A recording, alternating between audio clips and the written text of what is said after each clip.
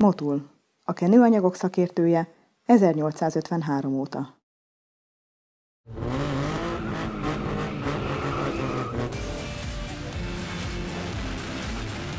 Erőmérő sorozatunk következő autója, ez a Lada, ami talán látszik is, hogy nem egy hétköznapi autó, hanem egy szlalomversenyzésre felkészített darab. Szériaautót mértünk már elég sokat, azok közelítőleg tudták a gyárit, a szocialista autó sorozat tagjai közül nagyon sokan jól szerepeltek abban az időben. Itt azért elég komoly átalakítások vannak, egy pár dolgot szeretnék is megmutatni.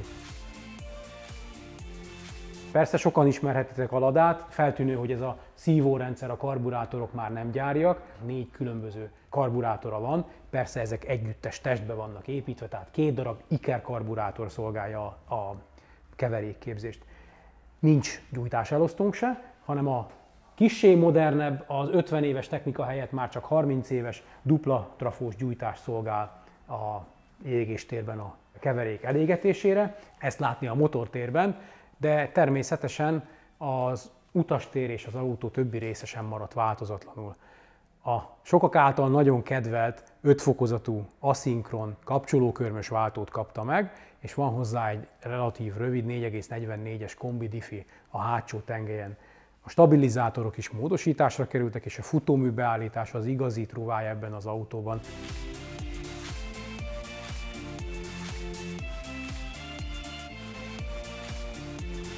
Hoztam egy ilyen javítási kézikönyvet, amit nagyjából már ki is dobhatunk, hiszen ebben az autóban persze a motorblokk és a hengerfej eredeti, meg még néhány alkatrész, de azért nagyon sok módosítás is benne van.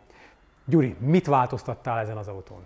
Hát utcai hobbiautónak indult, azért is van még a rendszám, de olyan szintre jutott, hogy most már utcán nem lehet vele közlekedni.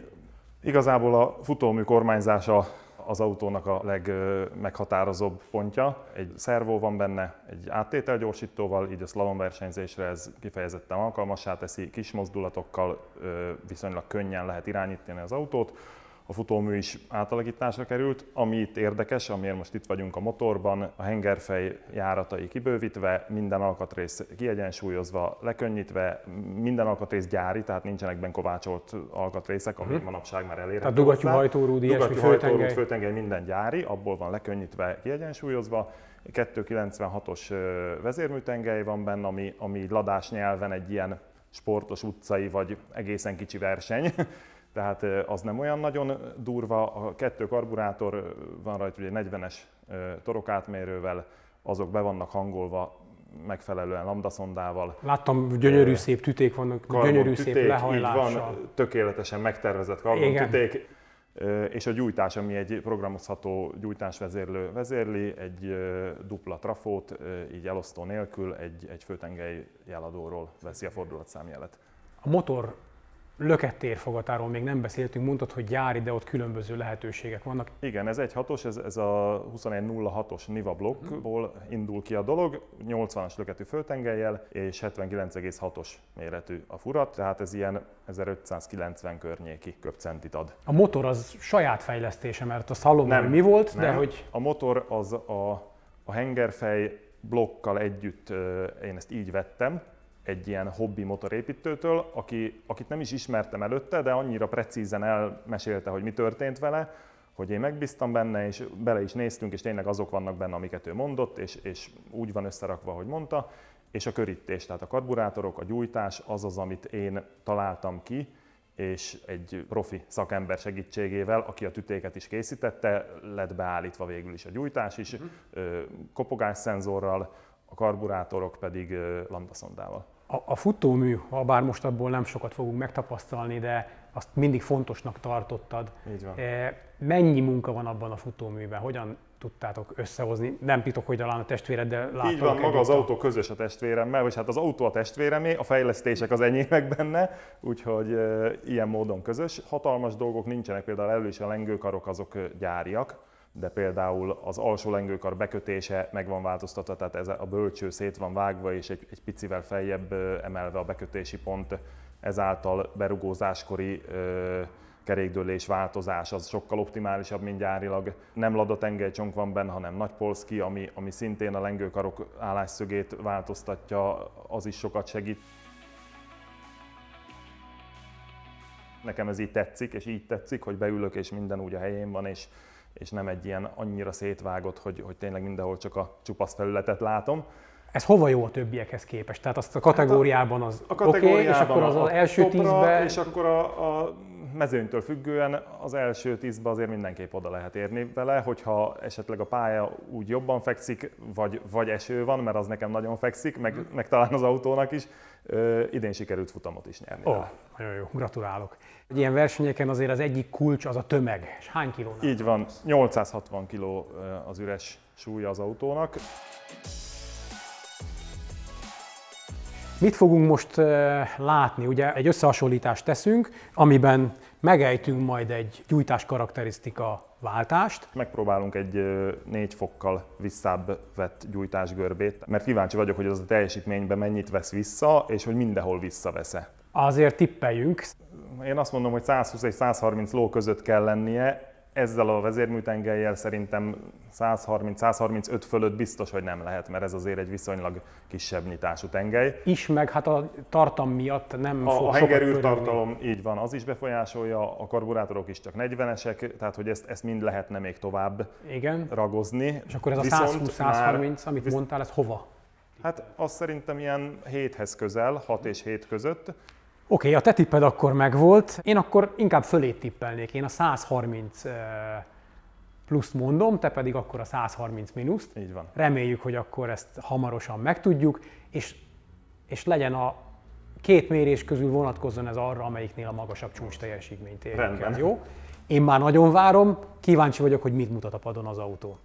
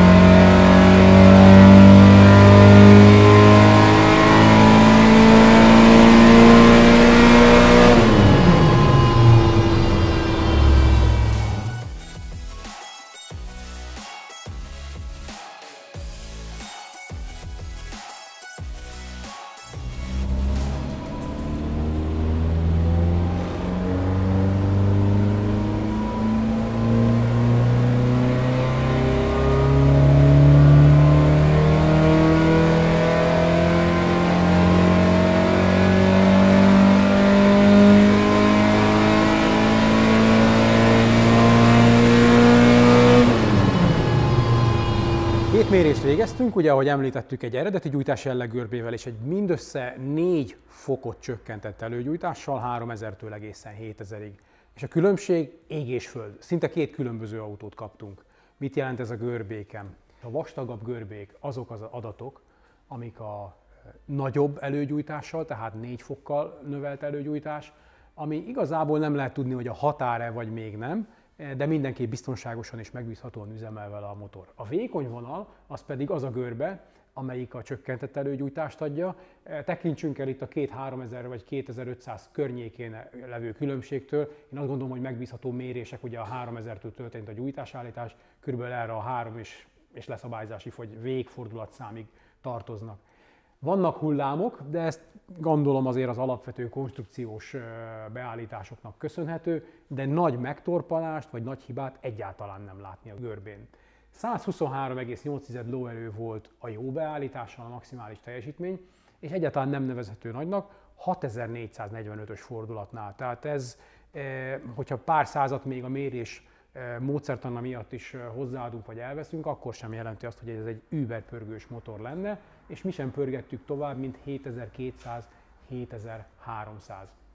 A nyomaték 145 Nm. Az sem annyira varázslatos, nyilván mutatja, hogy ennek a konstrukciónak azért vannak korlátai. Gyuri, mit szólsz ezekhez az adatokhoz?